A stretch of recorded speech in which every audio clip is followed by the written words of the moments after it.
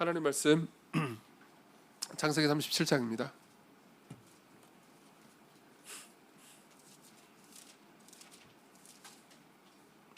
1절부터 11절 말씀을 여러분들 위해서 읽어드리도록 하겠습니다. 창세기 37장 1절부터 11절입니다. 하나님의 말씀을 들으십시오. 야곱이 가나안 땅 곧 그의 아버지가 거류하던 땅에 거주하였으니 야곱의 족보는 이러하니라. 요셉이 17세의 소년으로서 그의 형들과 함께 양을 칠 때 그의 아버지의 아내들 빌하와 실바의 아들들과 더불어 함께 있었더니 그가 그들의 잘못을 아버지에게 말하더라.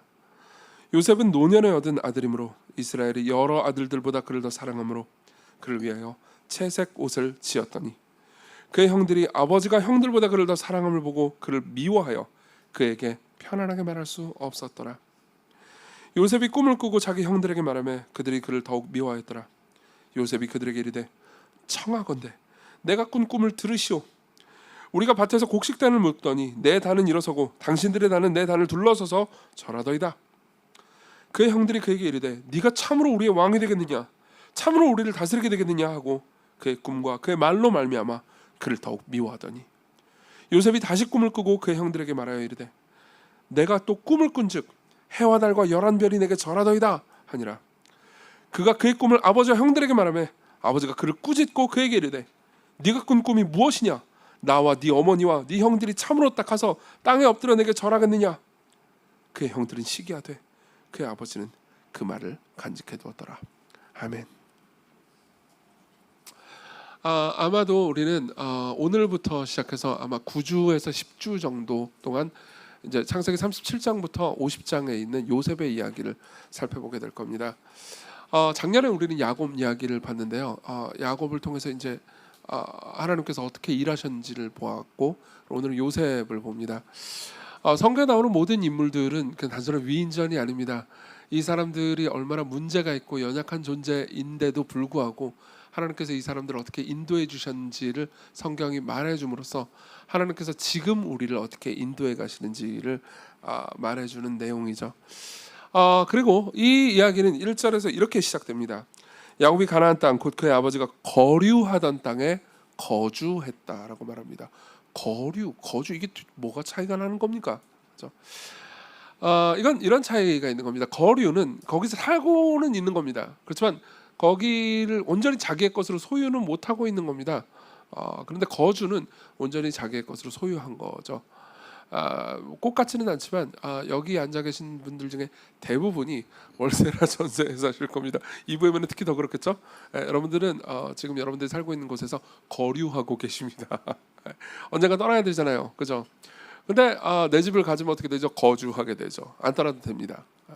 그죠? 야곱의 아버지, 그러니까 이제 야곱의 할아버지 때부터 시작해서 이제 이 아브라함에게 하나님께서 이 땅을 주신다고 약속을 했어요. 그렇지만 실제로 이제 아버지 때까지, 이삭 때까지 거류하고 있었습니다. 근데 이제 야곱도 이제 오랫동안 방황하다가 이 지점쯤 이제 거주를 시작합니다. 이 상황에서 야곱은 이제 꽤나 부자가 돼 있는 상황이었고요. 그리고 경제적으로든 뭐 자녀도 굉장히 많았고, 그리고 한 명의 족장으로서 남부럽지 않은 삶을 살고 있었습니다. 그런 삶이 굉장히 멋있어 보이긴 했지만 실제로 속내를 들여다보잖아요. 그러면은 갈등의 불씨가 있었습니다. 여러분 그 화산을 보잖아요. 그럼 화산을 보면은 이 화산이 휴화산일 때는 뭐 겉으로 볼 때는 뭐 그냥 평화로워 보이잖아요. 근데 그 안에 용암이 부글부글 끓고 있단 말이에요. 그러면서 이제 언젠가 이 상황이 되면 이제 팡 터져가지고 모든 걸 이제 망가뜨려 버리겠죠. 사실 그런 상황입니다. 지금 이 상황은 폭풍전야의 상황인 거죠. 여기 주인공은요 야곱이 있고요, 그리고 요셉이 있고요, 그리고 요셉이 형제들이 있습니다. 이들은 계속해서 갈등 상황이었고 이제 우리가 다음 주에 보겠지만 이 갈등은 폭발해 버리죠. 여러분들은 평상시에 갈등을 어떻게 해결하십니까? 켄 산데라는 사람이 있습니다. 이 사람은 원래 법률가였습니다. 변호사였어요, 미국에서요. 그리고 변호사로서 이제 여러 법률적인 방식으로 사람들을 도우려는 마음을 가진 그리스도인이었습니다. 법률가로서 삶을 살면서 이제 사람들을 도우려고 원래는 했었는데 법으로는 사람들의 문제를 온전히 해결하는 것이 어렵다라는 것을 알게 됩니다. 그래서 나중에 이제 법률가의 길을 그만두고 단체를 하나 설립해요. 피스메이커라는 단체를 설립하면서 이제 사람들 가운데 있는 뭐 교회나 조직이나 여러 가지 그 분쟁 상황이 있지 않습니까? 그 분쟁 상황을 해결하고 도울 수 있는 어떤 단체를 설립하죠. 이분이 쓴 책이 있습니다. 제목은 The Peacemaker라는 책인데 이제 한국말로도 번역이 됐어요. 화평하게 하는 자라는 제목으로 번역이 됐습니다. 여러분들 나중에 관심 있으면 한번 꼭 읽어보셨으면 좋겠습니다. 근데 그 책에 보면은 이제 이 첫 번째 챕터에서 갈등의 경사도라는 것을 보여줍니다. 한번 띄워주시겠습니까? 네, 갈등의 경사도는 안 나오고, 예, 나오네요. 잘 보이시나요? 뭐 세세한 글자는 안 보셔도 됩니다. 여기 보면은 이제 사람들이 갈등을 겪을 때 보통 사람들이 그 갈등을 어떻게 대하는지에 대해서 크게 세 유형으로 나뉩니다. 하나는 회피하는 반응입니다. 여기 그림의 왼쪽 흰 부분이 보이실 겁니다. 회피하는 사람들은 보통 어떻게 반응하냐면 부인하거나 갈등이 있을 때 이걸 막 외면하고 부인하거나 아니면 도피해 버립니다. 그리고 아주 극단적인 상황에 치르면 갈등이 너무 깊어지잖아요. 그럼 스스로 목숨을 끊어버리는 극단적인 선택을 하기도 하죠. 사실 이것은 여러분들 중에서도 이 문제는 그렇게까지 낯설지 않을 겁니다. 갈등이 심해지잖아요. 그러면 그 갈등 상황이 어떤 상황인지에 따라서 여러분들이 소속된 공동체가 어떤 정도의 공동체냐에 따라서 종종 우리는 회피해 버립니다. 도망가 버려요. 소그룹 모임을 하는데 갈등이 생겼어요? 안 나와요. 교회를 다니다가 갈등이 생겼어요? 딴 교회 갑니다. 시중에 널린 교회가 얼마나 많습니까? 그죠? 그렇다고 여러분들은 꼭 비난하고 싶은 건 아닙니다. 그러니까 종종 사람들은 이런 회피적 반응을 한다는 거죠.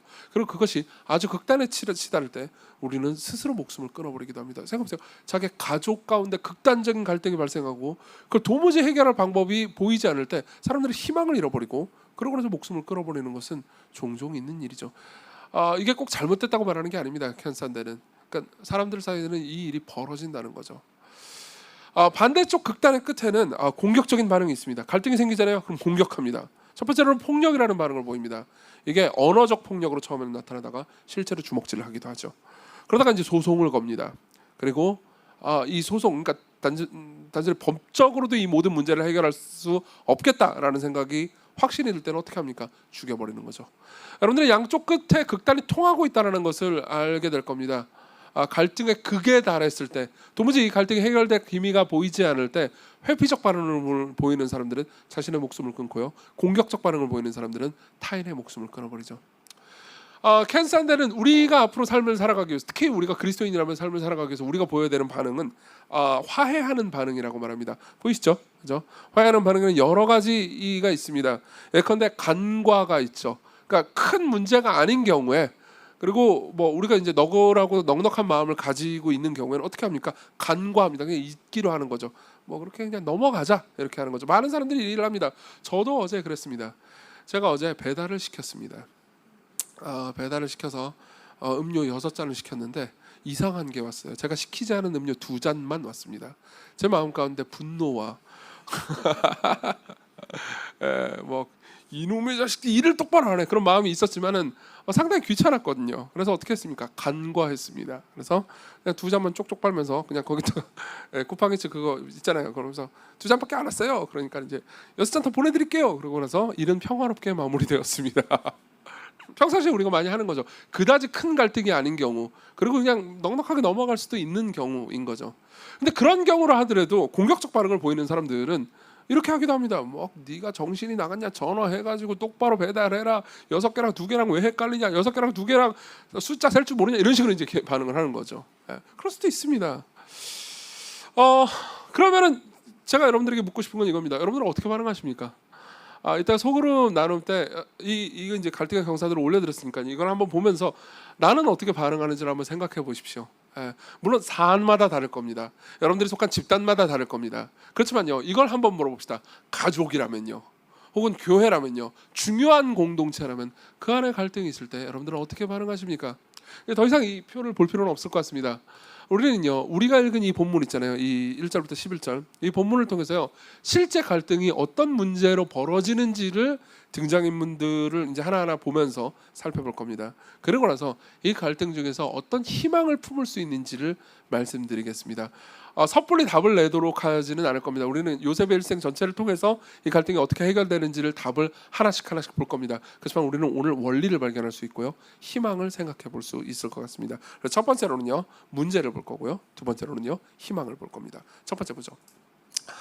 일단 이 깨어진 관계와 갈등의 문제를 좀 생각을 해봅시다. 각 등장인물 하나씩을 좀 생각을 해볼 필요가 있을 것 같습니다. 먼저 야곱부터 보죠. 2절부터 보겠습니다. 야곱의 족보는 이러하니라. 요셉이 17세의 소년으로서 그의 형들과 함께 양을 칠 때 그의 아버지의 아내들 빌하와 실바의 아내들과 더불어 함께 있었더니 그가 그들의 잘못을 아버지에게 말하더라. 요셉은 노년에 얻은 아들이므로 이스라엘의 여러 아들들보다 그를 더 사랑함으로 그를 위하여 채색옷을 지었더니. 여기서 우리가 주목해야 되는 건 두 가지입니다. 하나는 채색옷이고요, 하나는 빌하와 실바의 아들들과 함께 있었다는 겁니다.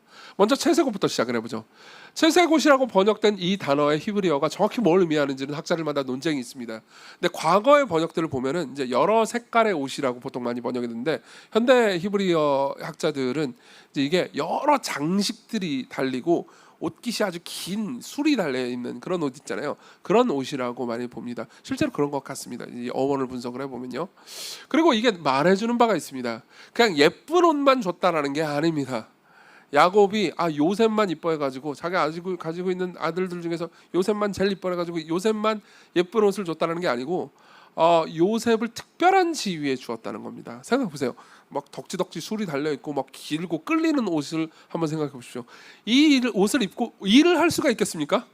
없죠. 그렇죠? 보통 나가서 일을 할 때는 반바지에 티셔츠가 짱입니다. 그렇죠? 예. 근데 이런 옷을 입지 않고 재색 옷을 입습니다. 그럼 뭘 의미하죠? 요셉은 일하지 않았다는 거죠. 예. 일하지 않았다는 겁니다. 요셉에게 일을 시키지 않았습니다. 이때 당시 요셉의 나이가 17세거든요. 그럼 일 한창 할 때입니다. 당시의 세계관에서는요. 예. 뭐 공부하고 뭐 너는 무슨 청소년으로서 영어, 수학, 국어만 해라, 이런 시대가 아니었다고요. 굉장히 열심히 일해야 되는 상황이었고, 그리고 12아들들 중에서 11번째입니다. 그러면 열심히 일을 해야 될 때죠. 근데 채색옷이나 입고 돌아다니고 있는 겁니다. 게다가 또 하나 생각해야 되는 것은 빌하와 실바의 아들들과 함께 있었다는 2절의 언급입니다. 자, 이걸 이야기하기 위해서는 좀 배경이 필요합니다. 야곱이 있고요. 야곱에게는 아들이 아닙니다. 아내가 4명이 있었습니다. 그리고 4명은요, 유명한 레아와 라헬이 있었죠. 이 둘은 이제 자매인데요. 원래 야곱은 라헬을 사랑했습니다. 근데 야곱의 스토리를 아시는 분이라면 알겠지만 이제 라헬의 아버지 라반의 음모 때문에 결국 레아까지 아내가 되죠.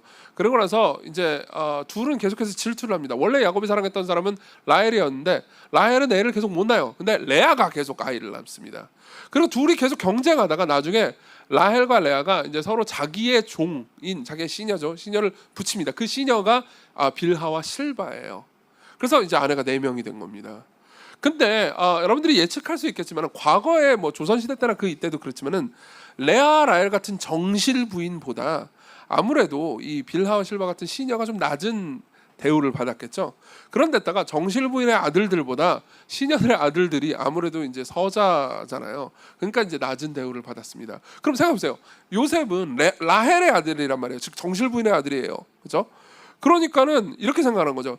이 요셉이 레아의 아들들과 함께 있잖아요. 레아 아들들은 나이도 좀 있습니다. 전부 다 나이도 있고 그리고 지위도 괜찮고 힘도 센 사람들이에요. 이 요셉을 이 레아의 아들들과 함께 있으면 요셉이 기가 죽을 거 아니에요. 그렇죠? 그리고 너씨 왜 일 안 해? 일로 와, 빨리 일해, 옷 벗어, 이러면은 그래야 될 거 아니에요. 그러니까 야곱이 어떻게 생각하냐면 그래도 빌하와 실바의 아들들하고 함께 있으면 얘네들은 좀 나이도 물론 요셉보다는 많지만 나이도 조금 어리고 그리고 이제 뭐 좀 서자들이니까는 그래도 기피하고 살 수 있겠지라고 야곱이 생각을 했던 거예요. 그래서 빌하와 실바의 아들들과 함께 있도록 한 거죠. 그러면서 채색옷을 줍니다. 너는 너까지 일할 필요는 없어, 이런 거죠. 생각해보세요. 그러면은 빌하와 실바의 아들들이 이 야곱의 계략을 알았을까요, 몰랐을까요? 당연히 알죠. 그걸 어떻게 모릅니까? 뻔하죠. 하는 집 보면 와가지고 일도 안 해요. 그때 당시 모든 남자들은 농사일 밭일을 했었어야 그것도 떼 아파트에서 힘들게 일했어야 됐죠. 근데 쟤는 그냥 예쁜 옷만 입고 그러면서 샤랄라 하고 돌아다니는 거예요. 얼마나 짜증이 나겠습니까? 그렇죠? 야곱은요, 편애하는 사람이었습니다. 근데 사실 여러분들 중에서 야곱의 일생을 아는 사람들은 야곱이 이토록 편애하는 사람이라는 게 좀 놀라울 겁니다. 왜냐하면요, 야곱 그 본인이요 사실 편애의 피해자였기 때문입니다. 야곱의 아버지는 이삭이었고요, 이삭은요 야곱이 아닌 야곱의 형인 에서만 사랑했습니다. 그렇기 때문에 야곱은 늘 소외당하고 야곱은 아버지의 사랑과 인정을 갈구했음에도 불구하고 인정받지 못했었죠. 자, 그럼 생각해 보십시오. 어렸을 때 그토록 편애 때문에 고통당했던 사람이 왜 커가지고 자기도 똑같은 짓을 하는 겁니까? 사실 이것은 이해하기 그렇게까지 어려운 일은 아닙니다. 왜냐하면은 이런 부모 세대로부터 이 자녀 세대까지, 그러니까 문제의 대물림 같은 경우에는 그렇게 낯선 이야기가 아니잖아요. 그렇죠? 부모로부터 계속해서 학대를 받고 폭력으로 고통당하는 아이들이 나중에 자라서 부모가 됐을 때 자기의 자녀들에게 똑같은 폭력을 행하는 일들은 흔히 벌어질 수 있는 일이니까요. 그럼에도 불구하고 우리는 이해가 완벽하게 되기는 좀 어려울 겁니다. 야곱이 이토록 편애를, 그것도 노골적으로 하는 이유는 뭘까요? 세라 세비지라는 여성 학자가 있습니다. 이 사람은 사회심리학자예요. 케임브리지의 사회심리학자인데 이 사람은 그리스도인이기도 합니다. 그리고 이제 신학자들하고 조인을 해가지고 이 창세기에 나와 있는 특히 이 요셉 스토리를 주석을 하나 썼습니다. 아주 좋은 주석입니다. 그리고 이 사람은 이제 심리학자이기 때문에 신학자들하고 같이 이제 조인해가지고 이때 당시 이 가족 관계 가운데 생겼던 문제들 있잖아요. 그 문제들을 이제 차근차근 분석하는 내용을 씁니다. 그리고 그 내용에 따르면 이렇습니다. 그러니까 야곱을 이제 이해하려고 하는 거죠. 야곱은 왜 이런 편애를 했을까 하는 겁니다. 여기는 배경이 있습니다. 창세기의 내용을 자세히 보시는 분들이라면 야곱이 자기의 다른 아들들, 특히 아들들 중에서 장자인 르우벤으로부터 배신을 당한 적이 있다는 것을 알 겁니다. 르우벤이 창세기 25장에 보면요, 35장에 보면요, 르우벤이 야곱의 첩인 빌하하고 동침한 사건이 있습니다. 그러니까 정확히 말하면 아버지의 아내하고 동침을 한 거예요. 르우벤은 정말 나쁜 짓을 한 거죠. 이것은 이제 간음이고 정욕이라는 측면에서 나쁜 짓이기도 했지만은 사실 아버지의 권위에 도전하는 일이기도 했습니다. 고대 근동은 아버지의 권위가 절대적이었고요. 그리고 이런 대가족의 족장 같은 경우에는 거의 왕 같은 권위와 권세를 누릴 수 있었습니다. 그리고 그 권위에 도전했다. 이것은 엄청난 배신이었죠. 그러니까는 아버지인 야곱 입장에서는 저 르우벤이 좋을 리가 없잖아요. 저 꼴배기 싫을 수밖에 없잖아요. 그죠? 그리고 동시에 더불어서 르벤이 이제 레아의 아들이잖아요. 레아의 아들들과 다른 모든 아들들이 다 꼴배기 싫을 수 있었던 거죠. 그죠? 자, 한편으로 그렇지만 또 다른 한편으로는 이 시점에서 요셉이 17살 됐던 이 시점에서 라헬은 이미 죽었다라는 사실을 여러분들이 염두에 둘 필요가 있습니다. 야곱은 평생에 걸쳐서 라헬만을 사랑했습니다. 라헬을 정말 사랑했어요. 그렇지만 실제로 이제 야곱의 일생을 자세히 보잖아요. 그럼 라헬은 야곱을 그렇게까지 사랑한 것 같지는 않습니다. 근데 어쨌든 간에 어렸을 때는 야곱이 아버지의 사랑을 갈구했고 좀 크고 나서는 라헬의 사랑을 갈구했거든요. 근데 그 사랑과 인정을 사실 거의 받지 못했던 거죠. 근데 이때 당시에 야곱은 족장입니다. 이미 돈도 많고 그리고 사람들을 다스릴 수 있는 지위에 있고, 그러니까 사랑을 받으려고 갈구하기보다는 누군가를 사랑하려고 자신을 낮추어야 될 때입니다. 근데 실제로 야곱의 인생을 보잖아요. 그러면 자기중심적입니다. 이때까지도 자기중심적이에요.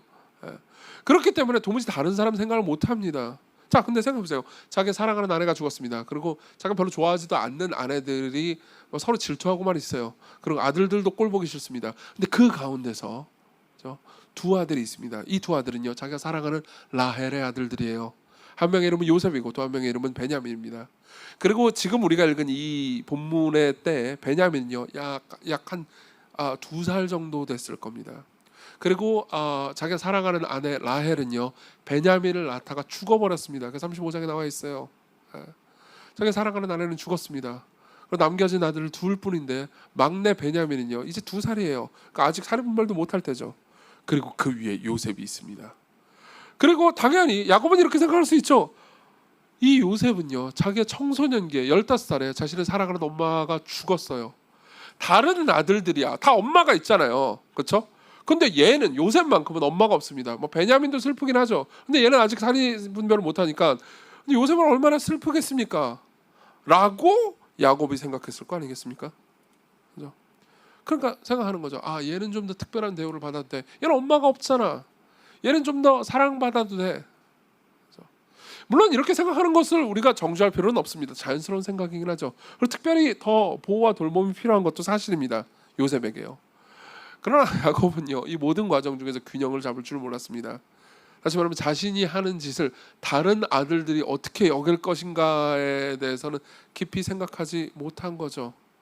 야곱의 일생을 보잖아요. 그럼 대부분의 삶을 통해서 야곱은요, 공감 능력을 거의 드러내지 못하는 모습을 봅니다. 그렇다고 야곱이 티는 아닌 것 같습니다. 이놈이 T도 아니고 F도 아닌 게 공감도 못하고 T라서 공감을 못하는 것도 아니고 하여튼 이상한 친구예요. 예. 그리고 참고로 모든 T가 공감 능력이 다 없는 건 아니에요. 저도 공감해요. 방법이 달라. 그만합시다. 자 보세요. 지금 이 지점에서 야곱은요 거의 전혀 자기가 사랑하는 한 여자 라헬, 그리고 그 여자가 죽었잖아요. 그럼 자기가 사랑하는 한 아들, 그 외에는 다른 것이 보이지 않는 상황입니다. 심지어 야곱에게 딸도 있었거든요. 디나라는 딸이 있었습니다. 그리고 그 디나가 강간당했을 때도 무심했던 인간이었어요. 예. 야곱을 잘 보십시오. 야곱은요 이런 사람입니다. 자기밖에 모르는 거죠.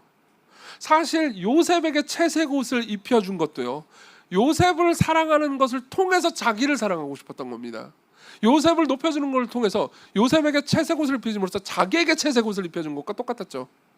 야곱은 그럴 수 있었습니다. 이때쯤 그는 힘이 있었습니다. 더 이상 에서에게, 자기 형인 에서에게 무시당하고 아버지인 이삭에게 무시당하는 천덕꾸러기 아이 같은 존재가 아니에요. 이제는 힘도 있고 돈도 있고 재산도 있고 아내들도 있고 아들들도 있습니다. 나는 이 모든 것들을 부릴 수 있고 다스릴 수 있어요. 내가 요셉에게 채색 옷을 입히고 그를 편에 안들 누가 나한테 덤비겠습니까? 자, 야곱은 이런 방식으로 자기중심적으로 남아 있었습니다. 그래서 그 자기중심성이 편애로 드러났죠. 두 번째로 넘어가죠. 두 번째는 요셉입니다. 요셉 이야기를 좀 해야 될 것 같습니다. 2절을 보면요. 2절 되게 재밌습니다.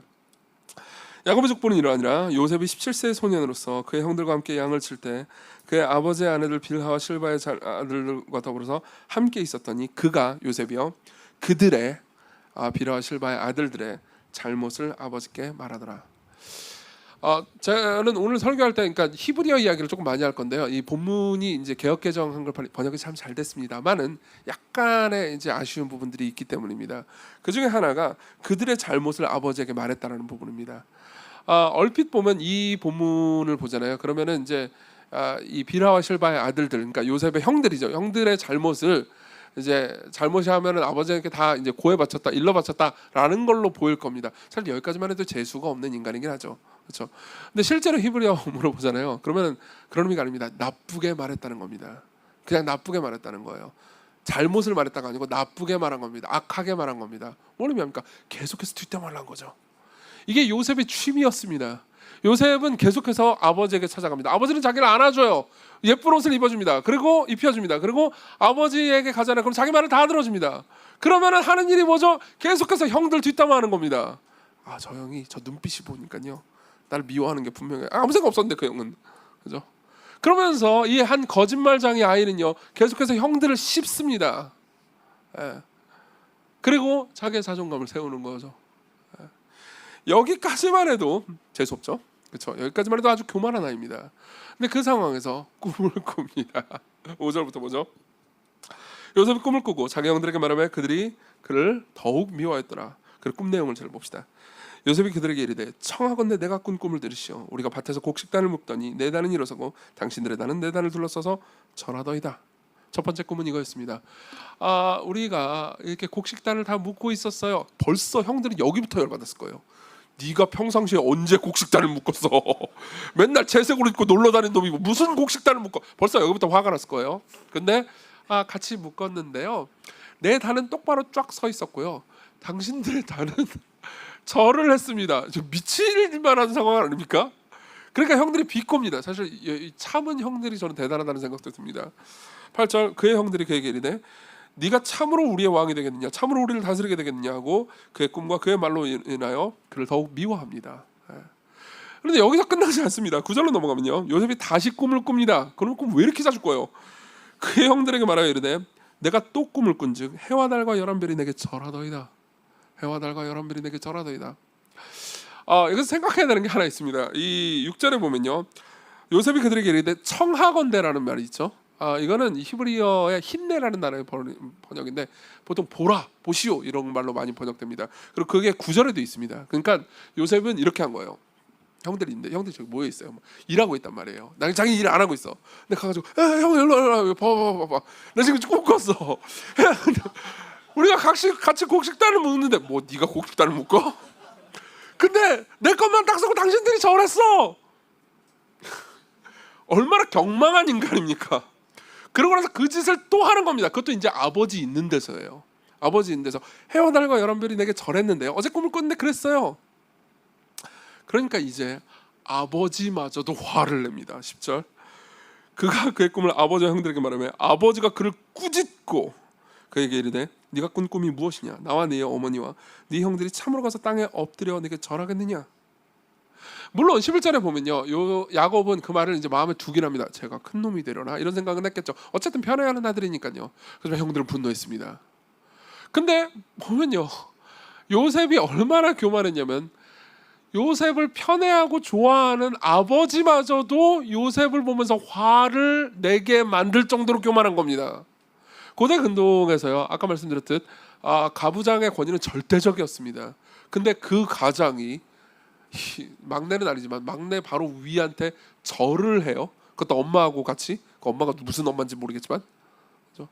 이건 사실 받아들여질 수 없는 일이죠. 그렇죠?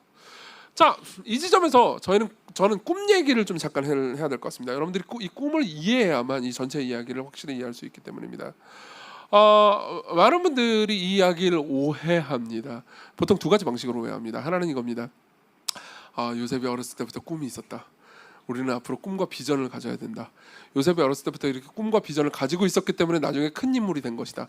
그러니까 너희들은 청소년기부터 꿈을 가지고 큰 인물이 되도록 노력하여라. 문제는 뭐냐면 여기 앉아 계신 분들은 청소년이 없네요. 여러분들은 다 말아먹었습니다. 이 해석은 잘못됐습니다. 물론 이런 해석을 하고 하는 분들을 제가 비난하고 싶은 건 아닙니다. 우리에게는 꿈이 필요하고 비전이 필요한 건 사실이니까요.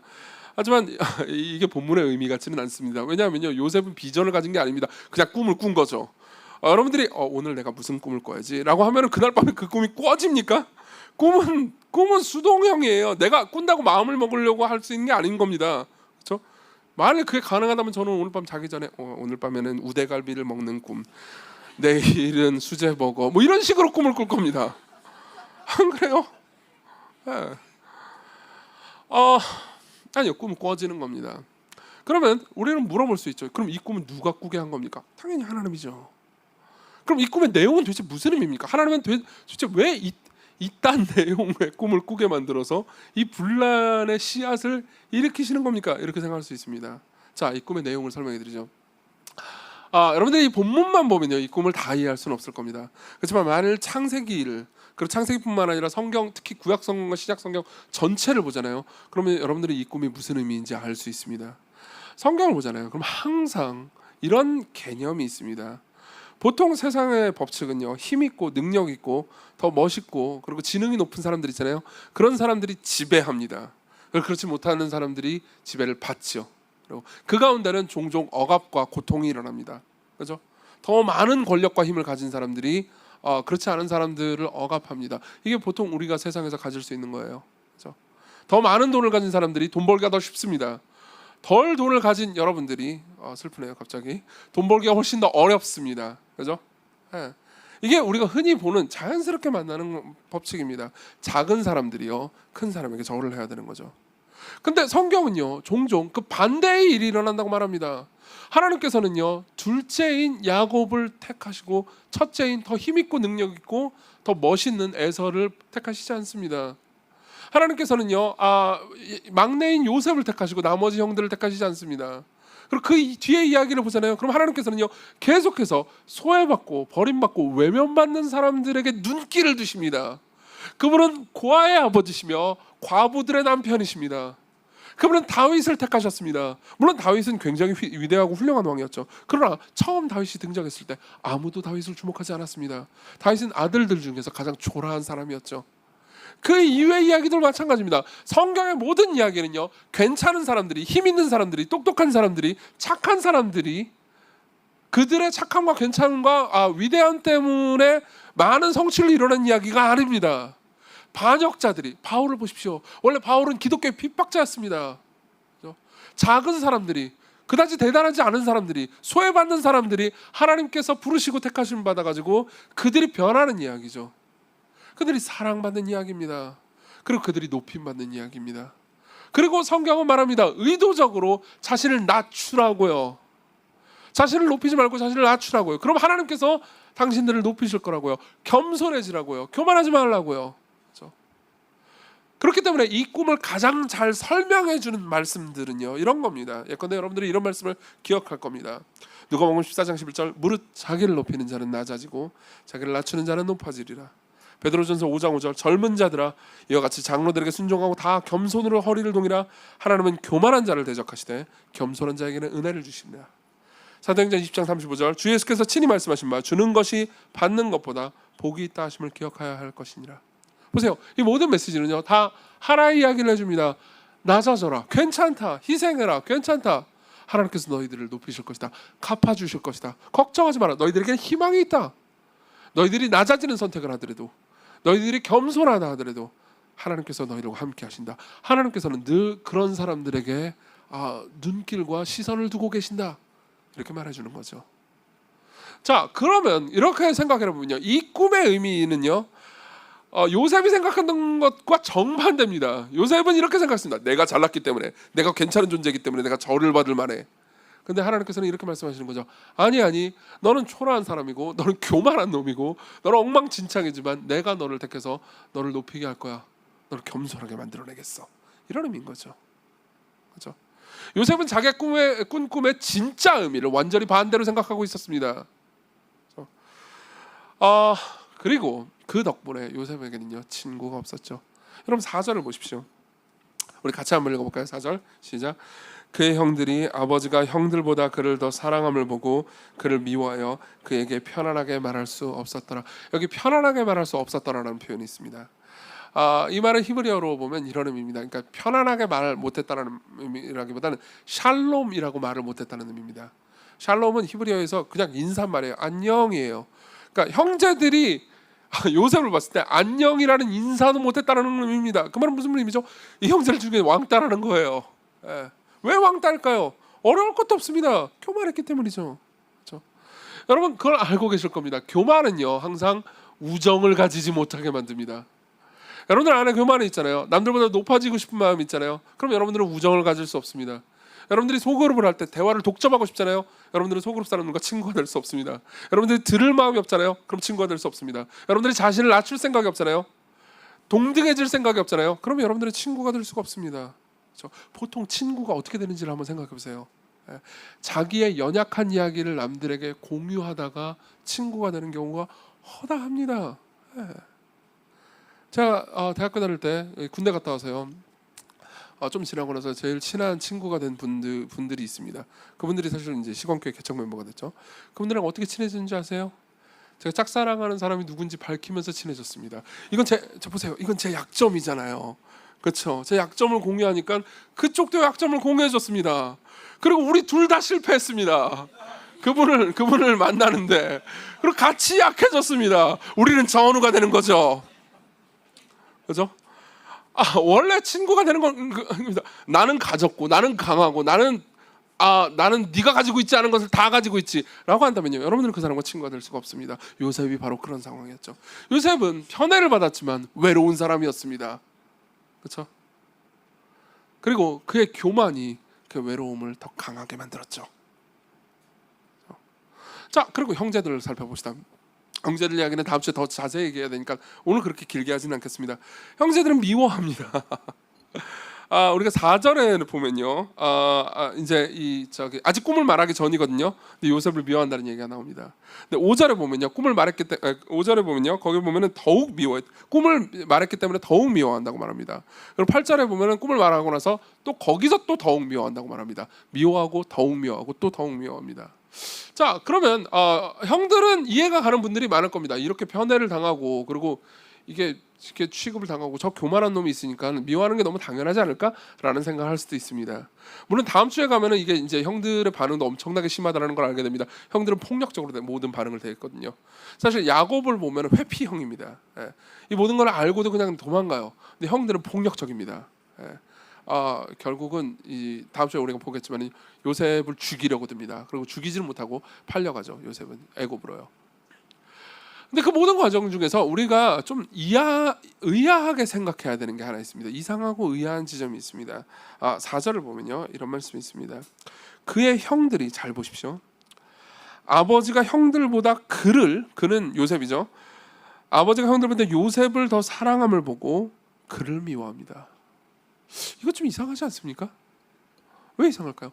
아버지가 형들보다 요셉을 더 사랑해요. 그러니까 아버지가 편애를 한 거잖아요. 그럼 아버지를 미워해야 되는 거잖아요. 근데 왜 그를 미워합니까? 왜 요셉을 미워합니까? 물론 뭐 이해할 수 있죠. 저놈도 밉고 아버지도 밉고 이렇게 이해할 수 있잖아요. 그렇죠? 근데 아버지를 미워한다는 언급은 등장하지 않습니다. 왜 그랬을까요? 아까도 말씀드렸지만 이때는요, 우리가 생각했던 것보다 훨씬 더 위계나 이 가부장의 권위가 강한 사회였습니다. 그러니까 아버지를 뭐 마음속으로는 싫어했겠죠, 그렇죠? 하지만 아버지를 미워하고 그 미워함을 표현한다라는 건 상상할 수 없는 일이었어요. 모든 재산이 아버지의 손에 다 있습니다. 그리고 그 아버지가 모든 걸 통제하고 있어요. 그러니까 아버지를 감히 미워한다는 거는 함부로 할 수 없는 거죠. 그렇죠? 그럼 생각해보세요. 조금만 깊이 생각해 보십시오. 형들이 조금만 깊이 생각한다면요, 이건 요셉만의 문제가 아니야, 아버지의 문제기도 하고 그리고 우리 모두의 문제기도 해 라고 생각하면서 갈등을 해결할 수 있는 지혜를 가질 수 있었을 겁니다. 근데 아버지가 이 모든 것의 원흉입니다. 근데 아버지를 탓할 수는 없습니다. 위계 사회니까요.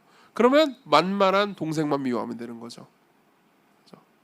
자, 그러면요, 우리가 형들 요셉, 야곱 이야기를 다 봤는데요, 여기까지 이야기를 볼 때 우리가 알 수 있는 게 있습니다. 그 누구도요 서로를 섬기지 않는다는 거죠. 사실 이 관계는 동등하지 않습니다. 그렇죠? 모두가 위에 올라가려고 합니다. 야곱은 이미 위에 있습니다. 모든 걸 컨트롤하고 통치하고 있습니다. 그렇죠? 야곱은 자기 원하는 대로 마음대로 하고 있습니다. 자기가 어렸을 때 그토록 편애 때문에 당했는데도 불구하고 여전히 편애하는 아버지로서 형제들을 부당하게 대우하고 있습니다. 그런 권력자죠. 요셉은 어떻습니까? 요셉은 교만합니다. 사실 자기는 아무것도 아닌데도 불구하고 야곱의 편애를 받는다라는 사실 하나 때문에 교만하게 형들을 찍어 누르려고 하고 있습니다. 형들은 어떻습니까? 특히 아마 레아의 아들들이 그랬을 건데요, 형들은 요셉을 미워했죠. 거기까지 이해할 수 있습니다. 근데 야곱 이 문제를 진정으로 보려고 하지는 않습니다. 그렇죠? 왜요? 그냥 만만한 요셉만 미워하면 해결될 수 있는 문제니까요. 저 요셉을 죽여버리면, 저 요셉을 처리하면 이 문제가 해결될 거라고 생각하는 겁니다. 뭐죠? 이 집단은요, 계속해서 위계 질서대로 움직입니다. 계속해서 힘 있고 강한 사람이 그렇지 않은 사람을 찍어 누르는 질서대로 움직입니다. 자, 그리고 꿈 이야기는요, 그 질서의 전복을 말해주는 거죠. 모든 세상은요, 힘 있고 강한 사람이 찍어 누르는 질서로 움직이지만은 이 꿈은요, 하나님께서 꾸게 하신 이 꿈 있잖아요. 이 꿈은요, 그 질서가 바뀔 거라고 말해주는 겁니다. 그 질서가 엎어질 거라고 말해주는 겁니다. 겸손하게 절하는 사람들이 높아질 겁니다. 작은 자들이 위로 올라갈 겁니다. 그리고 작은 것을 선택하는 사람들이, 낮아지기를 지속적으로 선택하는 사람들이 영광스럽게 될 겁니다. 이게 메시지예요. 여기서 우리는 성경의 세계관 하나를 볼 수 있습니다. 이 세계관을 여러분들이 알아두는 건 중요하니까 꼭 기억해 두십시오. 성경의 세계관은요, 평등한 세계관을 꿈꾸는 게 아닙니다. 많은 사람들이 이런 식으로 생각합니다. 평등한 세계관을 말하는 거 아닌가요? 물론 결과적으로 평등해지긴 하지만 평등한 세계관을 꿈꾸는 게 아닙니다. 고대의 세계관은요, 위계의 세계였습니다. 더 강한 사람이 지배하는 세계였죠. 그렇죠? 현대의 세계는요, 사실상 위계의 세계이긴 하지만 민주주의를 지향합니다. 그렇죠? 우리 모두가 평등하면 되는 거야, 평등하게 대우받고 모두가 똑같은 권리를 가지면 되는 거야라고 생각합니다. 그렇지만 실제로 모두가 똑같은 권리를 가진다고 똑같이 문제가 해결되지는 않습니다. 예를 한번 들어보죠. 여기는 청년들이 너무 많지만 여러분들이 앞으로 결혼하게 되면은 이제 벌어질 일에 대해서 말씀을 드리겠습니다. 어제 사실 결혼 예비학회 때 했던 얘기인데요. 결혼을 하잖아요. 그럼 처음 결혼을 하잖아요. 겁내 싸워요. 진짜 겁내 싸워요. 안 싸우는 사람들도 간혹 있어요. 그러니까 성화된 사람들, 아니면 원래 잘 맞는 사람들. 저는 둘 중에 어디도 아니었거든요. 그러니까 겁내 싸웠죠. 뭐 때문에 싸울 것 같아요? 물론 많은 것 때문에 싸웁니다. 근데 업무 분장 때문에 싸웁니다. 일 때문에 싸워요. 가정 일이 생각보다 많아요. 혼자 살 때는 별로 안 하던 게 이제 딱 가정이 되잖아요. 그러면 해야 될 게 되게 많단 말이에요. 그리고 초반만 해도 그래도 괜찮아요. 애가 나오잖아요. 그러면 이제 끝이 없어집니다. 일이. 아이 육아는 퇴근이 없다고요. 그렇죠? 자, 그 상황에서 부부가 모두 5대5로 정확히 일을 나누려고 한다고 합시다. 그렇죠? 그럼 어떻게 되는지 아세요? 계속 싸우게 됩니다. 왜냐하면요, 이거 진짜 많은 심리학자들이 연구를 통해서 밝혀낸 사실이기도 하는데요. 둘이 이제 두 사람 있어요. 그리고 두 집단이 있다고 합시다. 그러면 일을 5대5로 정확하게 딱 분발을 해가지고 나누잖아요. 그럼 둘 다 어떻게 생각하냐면 내가 한 6에서 6.5 정도를 일했다고 생각합니다. 양쪽 모두가요. 왠지 아세요? 나는 내가 한 모든 일들을 다 기억하고 있죠. 근데 상대방이 한 모든 일들을 내가 다 모른단 말이에요. 상대방이 나 안 보이는 데서 하는 일들을 내가 다 알 수는 없잖아요. 그러니까 심리적으로 항상 내가 6이나 6.5를 일했다고 생각해요. 상대방은 3.5나 한 4 정도로밖에 일을 안 했다고 생각을 합니다. 정확히 절반으로 일을 했어도요. 그러니까 화가 나는 거예요. 그러니까 싸우는 겁니다. 이해되세요? 그럼 이 상황에서 진짜 5대5가 되려면, 다시 말하면 진짜 화평하게 되려면 어떻게 해야 되는지 아십니까? 서로가 상대를 위해서 희생할 생각을 해야 됩니다. 서로가 서로에게 이렇게 말해야 된다는 거죠. 내가 희생함으로써 당신을 높이겠어요. 내가 잃어버림으로써 당신을 더 얻게 만들겠어요. 근데 이걸 나 혼자 생각하는 게 아니고 모두가 그렇게 생각한다고 합시다. 원래 이게 하나님의 꿈입니다. 이게 원래 하나님 나라의 비전이에요. 여러분, 천국은요, 천국에 가잖아요. 그러면은 사람들은 우리는 다 평등해요 라고 말하지 않을 겁니다. 그 누구도 그렇게 말하지 않을 겁니다. 천국에 가면 모든 사람들이 이렇게 말할 겁니다. 무슨 말씀이세요? 저 사람이 저보다 낫습니다. 제가 저 사람을 위해서 희생해서 저 사람을 섬기고 행복하게 만들고 제가 좀 손해를 보더라도 저 사람을 아름답게 만들어주는 게 제 삶의 목표입니다 라고 모두가 생각할 겁니다. 그래서 오히려 평등해지는 거죠. 오히려 행복해지는 겁니다. 성경이 말하는 세계관은요, 우리가 흔히 말하는 민주주의의 세계관도 아니고 과거의 포갑적인 세계관도 아닙니다. 성경이 말하는 세계관을 요약해보면 어떻게 되는지 아십니까? 모두가 나보다 남을 낮게 여깁니다. 모두가 자기를 낮추면서 상대를 높입니다. 그리고 이게 바로 이 꿈의 의미예요. 이 꿈이 궁극적으로 성취되는 것은 모두가 상대방에게 이렇게 말하는 겁니다. 내가 절하겠습니다. 내가 당신을 높이겠습니다 라고 말하는 거죠. 그리고 약자가 높아지고, 그리고 또 높아진 사람이 다시 또 낮아집니다. 그러면서 서로 조화를 이루는 거죠. 왜 이게 하나님 나라의 비전인지 아십니까? 왜 이게 하나님 나라의 꿈인지 아십니까? 하나님이 요셉한테 이 꿈을 꾸게 하신 거잖아요. 그러면요, 이걸 요셉의 비전이라고 말할 수는 없죠. 그렇죠? 요셉은 그냥 꿈을 꾸게 된 거니까요. 이걸 뭐라고 말할 수 있습니까? 이건 하나님의 비전입니다. 하나님이 이 꿈을 꾸고 있는 거예요. 그리고 하나님이 이 꿈을 꾸게 된 이유는 간단합니다. 하나님이 원래 그런 분이기 때문입니다. 성부와 성자와 성령은요, 삼위는요, 서로가 서로를 높임으로써 서로를 영화롭게 하고 아름답게 존재하시는, 그래서 행복한 분이시거든요. 그리고 이 가족은요, 이 하나님 나라의 꿈으로부터 한참 멀리 떨어져 있었습니다. 자, 그리고 우리는 여기서 희망을 봅니다. 두 번째로 넘어가죠. 그 희망은 뭡니까? 어떻게 하면 이 가족의 해결될 수 없을 것 같은 갈등이 풀릴 수 있겠습니까? 하나님께서 하신 방법은 간단합니다. 꿈을 꾸게 하신 겁니다.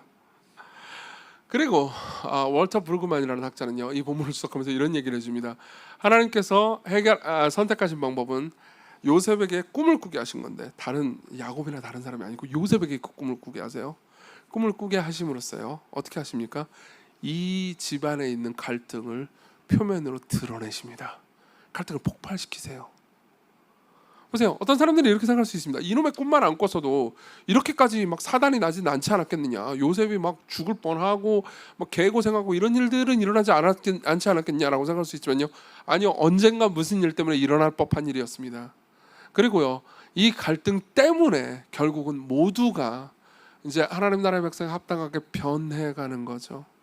하나님께서는 갈등을 이용하십니다. 아까 제가 언급했던 그 갈등의 경사도, 그걸 얘기했던 켄 산데는 이렇게 얘기해 줍니다. 들어보세요. 당신에 대한 하나님의 최고 목적은 당신을 편안하게 해주거나 부자로 만들어주거나 행복하게 해주는 것이 아니다. 당신이 하나님께 믿음을 두면 하나님은 훨씬 더 놀라운 일을 행하신다. 즉 당신이 하나님의 아들의 형상을 본받도록 계획하는 것이다. 그러면서 이렇게 얘기해 줍니다. 당신 생에 걸쳐 이 과정을 지속하실 건데, 갈등은 하나님이 사용하시는 많은 도구들 가운데 하나로서 하나님은 이 갈등으로 당신이 더 그리스도와 같은 성품으로 커가도록 도와주신다. 보세요. 여러분들의 삶에 지금 갈등이 있잖아요. 그러면요, 이게 그냥 재수 없는 일이 여러분들에게 벌어지거나 나쁜 일이 여러분들에게 벌어지거나 한 걸로 생각하지 마십시오. 하나님께서는 그 갈등을 사용해서 오히려 여러분들 안에 있는 것을 드러내실 겁니다. 그리고 그 갈등을 사용해서 여러분들 각자를 치유하실 거예요. 그리고 여러분들을 변화시킬 수 있습니다. 갈등을 이용하십시오. 갈등 가운데 하나님을 생각하십시오. 여러분 중에 어떤 사람들은 가족 간에 갈등이 있을 겁니다. 그게 만일 그냥 내재돼 있다가 평안하게 대화도 안 하고 안녕이라는 인사도 안 하고 평안하게 있다가 어느 날 터졌다고 합시다. 그렇죠? 그런 사람도 있을 겁니다. 이번 주간에 그 일을 경험한 사람도 있겠죠. 여러분 그것을 그냥 예산 일로 생각하지 마십시오. 하나님께서 여러분들의 인생 가운데 일하신 것으로 생각하십시오. 그리고 그 갈등을 붙잡고 기도하세요. 교회에서 갈등이 생긴 사람도 있을 겁니다. 친구들과 갈등이 생긴 사람도 있을 겁니다. 그리고 그게 터졌습니다. 그러면 여러분들은 어떻게 생각합니까? 내 삶에 고난이 찾아왔어. 재수 없는 일이 등장했어. 이런 일이 등장하지 않았어야 되는데, 아니요, 그런 일이 등장하지 않았으면 여러분들은 자기중심적이고 이기적인 자기라는 생각 안에, 자라는 좁은 세상 안에 갇혀서 탈출하지 못할 겁니다. 그럼 그 세상에서 여러분들을 탈출시키기 위해서 하나님께서는 무엇을 하셔야 됩니까? 갈등을 일으키시는 수밖에 없죠. 개인적으로 저도 생각해 보면요, 저도 앞으로 성장해야 될 일이 참 많겠지만요, 목회를 하면서 조금씩 성장하고 저 자신을 되돌아보게 된 모든 계기는요, 교회 내에서 혹은 밖에서 제가 경험했던 갈등들입니다. 그 갈등들이 아니면요, 제가 그렇게 자기중심적인 사람인지 몰랐을 때가 많았습니다. 짧게 제 과거의 이야기를 해드리죠. 몇 년 전에 저는 실제로 이런 일을 겪었습니다. 2015년인가 그때였을 겁니다. 그때 이제 지금은 뭐 좀 바쁘기도 하고 그래가지고 글을 잘 안 쓰지만, 그때는 이제 그 페이스북이나 아니면 인터넷에 가끔 글도 쓰는 키보드 워리어 같은 인간이었습니다. 그래서 그때 이제 뭐 이론 신학을 워낙 좋아했으니까, 신학을 좋아하니까 신학책들 많이 읽었죠. 그래서 신학책을 막 읽으면서 막 비평도 하고 막 글도 쓰고 막 그랬습니다. 근데 이제 그때 제가 어떤 신학적인 뭐 그런 거를 약간 비판하는 그런 글을 살짝 쓴 적이 있었어요. 그리고 그 글 이면에는 이제 이런 생각이 있었죠. 내가 이런 거 썼어. 나 똑똑해. 그죠? 그러고 나서 저는 그냥 묻힐 줄 알았어요. 저는 뭐 대단한 사람도 아니고 그러니까 이제 글이 묻힐 줄 알았는데 뭔가 하여튼 누군가의 표적이 된 거예요. 그러니까 댓글이 한 몇백 개씩 달리는 겁니다. 근데 진짜 전 태어나서 불특정 다수가 저를 이렇게 많이 욕하는 거 처음 봤어요. 와, 진짜 죽이려고 들더라고요. 그리고 글도 다 안 읽어보고 욕하는 거예요. 그러고 나서 저는 어떻게 반응했겠습니까? 저는 회피형이었을까요? 분노형이었을까요? 둘 다 했죠. 왔다 갔다 했습니다. 저는. 예. 이제부터 인터넷 안 봐. 굳이 랜선 뽑고 막 회피. 그러다가 막 분노하고 니들이 뭔데? 그런 속으로만 분노했죠. 혼자 있을 때만. 그죠? 예. 제가 이거 자조적으로 많이 하는 말인데요. 저는 좀 약간 그런 성격이거든요. 그 뭐라고 해야 될까? 불의를 잘 참는다고나 할까요? 좋은 게 절대 아니에요. 불의를 잘 참는단 말이에요. 그렇기 때문에 사실 삶에서요, 그렇게까지 큰 갈등이 있을 일이 많지는 않단 말이에요. 원래 성격이 그래요. 예. 근데 그 일을 통해서 제가 그 갈등이 없었으면요, 그 고통이 없었으면 절대 알 수 없었을 무언가를 알게 됐습니다. 제 신학 공부의 방향이 잘못됐다는 걸 알게 된 거죠. 저는 원래 신학을 공부할 때요, 사람들을 섬기고 사람들의 문제를 해결하고 그리고 사람들을 예수님께로 인도하기 위해서 신학을 공부했어야 했습니다. 근데 종종 내가 더 똑똑하고 내가 더 잘났다는 걸 입증하기 위해서 신학을 공부했던 거죠. 그리고 그게 그 모든 문제로 터진 겁니다. 그 갈등이 없었으면 저는 절대 제 삶을 되돌아보지 않았을 겁니다. 여러분들이 지금 겪고 있는 갈등도 비슷한 목적으로 하나님께서 계획하신 것일 수도 있습니다. 요셉을 보십시오. 요셉은요, 진짜 이 꿈이 이루어지는 걸 나중에 경험합니다. 진짜 자기의 형제들이요, 자기한테 절하는 순간을 나중에 경험합니다. 마지막에 요셉은 총리가 되고요, 형제들은 요셉이 총리가 된 줄도 모르고 요셉 앞에 절합니다. 근데 그때 요셉은요, 더 이상 잔혹한 통치자가 아니었습니다. 그때 요셉은 형들에게도 무릎 꿇고 절할 수 있을 정도로 자신의 마음이 낮춰진 사람이었죠. 마지막에 요셉이 뭐라고 말하는지 아십니까? 형들은 나를 해치려고 했지만 하나님께서 이 모든 것을 선으로 바꾸셔서 이같이 수많은 사람들의 생명을 구원하게 하려 하셨습니다. 두려워하지 마소서. 당신들과 당신들의 자녀들을 제가 기르겠습니다. 제가 섬기겠습니다. 여러분, 이 꿈이 진정으로 성취되는 순간은 요셉이 낮아지는 순간이었습니다. 그리고 하나님께서는요, 이 일을 시작하기 위해서 갈등을 폭발시키시고 그리고 요셉이 낮아지는 길고 지난한 여정을 이끌어 가시죠. 여러분, 요셉의 이야기 전체가 옷으로 요약될 수 있다는 것을 혹시 아십니까? 요셉은 채색 옷을 입고 있었습니다. 나는 일 같은 걸 하지 않아. 나는 술이 긴 옷과 멋있는 옷을 입을 거야. 그리고 어떻게 되는지 아십니까? 우리가 다음 주에 보겠지만 그 옷이 벗겨집니다. 형들은 그 옷을 벗겨냅니다. 그리고 구덩이에 빠뜨리죠. 그리고 종으로 팔려갑니다. 그리고 거기서 노예의 옷을 입게 됩니다. 그리고 나중에 보겠지만 그 노예 생활에서도 고통을 당합니다. 그래서 감옥으로 가게 됩니다. 그래서 죄수의 옷을 입게 되죠. 그리고 어떻게 되는지 아십니까? 그토록 낮아져서 결국 마지막 장면에서는요, 그가 왕이 직접 입혀주는 세마포 옷을 입게 됩니다. 총리가 되죠. 읽어드리죠. 41장 42절. 자기 왕이요, 파라오가요, 자기 인장 반지를 빼어 요셉의 손에 끼우고 그에게 세마포 옷을 입히고 금사슬을 목에 걸고. 보세요, 요셉이 처음에 꿈을 꿀 때요, 이건 상상도 못했을 겁니다. 요셉이 꿈을 꿀 때 생각했던 건 이거였을 겁니다. 나중에 내가 형들보다 우두머리가 돼가지고 혹시 장자권을 가지게 되지 않을까? 정도로만 생각했겠죠. 아버지가 가지고 있는 모든 재산을 내가 다 먹게 되지 않았을까? 요셉이 생각했던 건 그냥 평안하게 삶 없이 그냥 별일 없이 그냥 좋은 걸 다 취하는 거였습니다. 근데 하나님의 계획은 달랐어요. 하나님의 계획은요, 요셉이 훨씬 더 깊이 낮아짐과 동시에 요셉이 감히 바라거나 상상한 것보다 훨씬 더 높이시는 거였습니다. 요셉은 자기가 총리가 될 걸 몰랐을 겁니다. 자, 그 이후에 요셉도 한번 생각해 보십시오. 요셉이 나중에 천국에 가서요, 나중에 자기의 이야기가 성경에 실리고, 그리고 수많은 사람들이 요셉의 이야기를 보면서 희망을 얻고, 요셉의 죄를 보면서 자기를 보고, 그리고 요셉을 통해서 일하신 하나님을 보면서 하나님을 높이게 될 거는 상상도 못했을 겁니다. 이때 17살의 요셉은요, 맞죠? 여러분들 모두에게도 마찬가지일 겁니다. 물론 여러분들이 무슨 실리고 다 유명해진다는 의미가 아닙니다. 하지만요, 여러분들 각자에게 계획하시는 하나님의 생각은요, 하나님의 꿈은요, 여러분들이 생각했던 것보다 훨씬 더 여러분들을 낮추심과 동시에, 이건 별로 안 좋은 부분이죠. 여러분들이 감히 바라거나 상상한 것보다 훨씬 더 여러분들을 높이는 겁니다.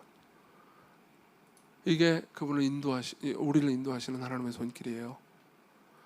여러분, 이분의 이 일하심을 여러분들이 믿고 받아들이잖아요.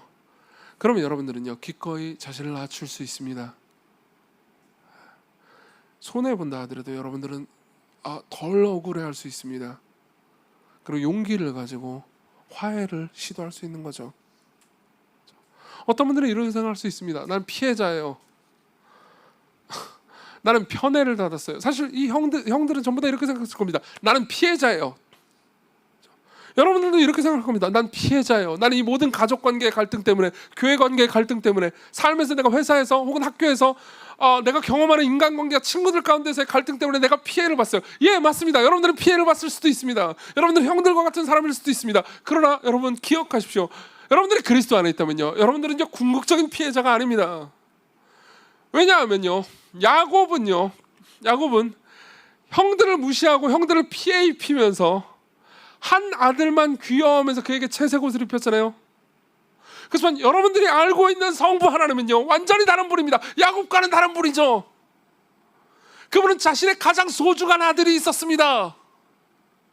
그 독생자는 이 땅에 오셨죠. 하늘에서 존귀와 영광의 옷을 입고 보좌 우편에서 가장 높으신 바로 그 아들은 성부 하나님의 보내심을 받고 이 땅에 목수의 옷을 입고 오셨습니다. 아니, 처음에 태어나실 때는 옷도 없었죠. 목수의 옷을 입고 삶을 사시다가 선지자의 옷을 입고 사람들의 말씀을 가르치시다가 결국 십자가에서요, 그분은 자신이 가지고 있었던 유일한 재산이었던 옷이 벗겨집니다. 옷을 빼앗김 당합니다. 그리고 발가벗겨지죠. 원래 우리가 마땅히 당해야 되는 그 수치를 그분이 다 당하십니다. 우리가 당해야 되는 불명예를 그분이 다 당하십니다. 그리고 우리는 받을 자격이 없는 사랑을 우리를 위해서 주십니다. 야곱은 편애하기 위해서 형제를 피해 입히면서 한 명의 아들만 예뻐했지만, 우리가 알고 있는 만나는 성부 하나님은요, 자신의 가장 소중한 아들의 옷을 벗기시고, 그리고 그분이 고통당하는 그 고통을 그분이 경험하면서 저와 여러분들 같은 악덕 형제들을 위해서 모든 것을 내어주셨습니다. 그분이 여러분들을 그토록 사랑하셨고 지금도 여러분들을 사랑하신다는 거죠. 여러분들이 그리스도 안에 있다면요, 여러분들은 불쌍한 존재가 아닙니다. 여러분들은 더 이상 자기 연민을 해야 되는 가련한 존재가 아닙니다. 여러분들은 그리스도 안에서 가장 소중한 존재입니다. 성부 하나님께 있어서요. 성경에 보면요, 히브리서에 보면 이런 말씀이 있습니다. 13장 2절에요. 교회를 이렇게 표현합니다. 교회를요, 하늘에 기록된 장자들의 모임이라고요. 잠깐만요, 장자들이라니요. 장자는 마다들이라는 의미잖아요. 근데 이게 어떻게 복수가 돼요? 마다들은 딱 한 명 아닙니까? 근데 성경은요, 여러분들 모두를요, 장자들이라고 말합니다. 하나님 나라의 둘째 아들은 없어요. 첫째 아들은 이런 의미입니다. 그분의 가장 소중히 여기는 아들이라는 의미입니다. 여러분들 모두는요, 성부 하나님에게 있어서 예수님만큼 소중한 존재로 여김받습니다. 그리고 성경은 말하죠. 이게 너희들의 본질이다. 내가 너희들을 가장 소중히 여기더라. 내가 낮아졌다. 내가 무릎을 꿇었다. 내가 너희들을 섬겼다. 사람들은, 많은 다른 신들은 자기를 섬기기 위해서 너희들에게 무릎을 꿇으라고 하지만, 나는, 예수 그리스도는요, 너희들을 섬기기 위해서 내가 무릎을 꿇었다. 내가 너희들의 발을 닦아주었다. 여러분, 여기에서 절을 받으시는 것이 아니고 절을 하시고 무릎을 꿇으시고 사람들을 섬기는 위대한 신이 있습니다. 이 영광스러운 신이 있습니다. 여러분들이 이분을 정말로 안다면, 이분의 복음을 정말로 믿는다면요, 여러분들은 하나님 나라의 꿈, 서로가 자신을 낮추기 때문에 행복한 이 꿈이 어떤 것인지 알고 그대로 살아갈 수 있을 겁니다. 그리고 여러분들이 그런 공동체를 만나게 되잖아요. 아니, 시광이 그런 공동체가 되잖아요. 여러분들은 천국의 행복을 지금 여기서 누릴 수 있습니다. 이 행복을 알고 싶지 않으십니까? 그리스도께로 오십시오. 기도합시다.